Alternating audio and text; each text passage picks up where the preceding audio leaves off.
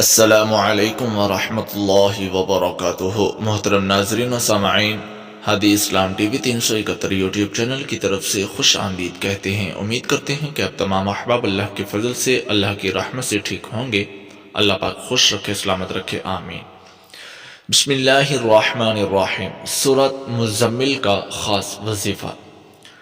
چاند کی پہلی شب سے، یعنی کہ جب نیا چاند چڑھے، نیا ماہ شروع ہو چاند کا یعنی کہ عربی مہینے کا، تو اس کی پہلی شب سے لگاتار آپ نے 7 شب تک روزانہ 41 مرتبہ سورۃ مزمل کو اول و آخر 11 بار درود شریف پڑھنا ہے، جو کہ ہم نماز میں پڑھتے ہیں۔ 41 مرتبہ سورہ مزمل شریف کو پڑھنا ہے۔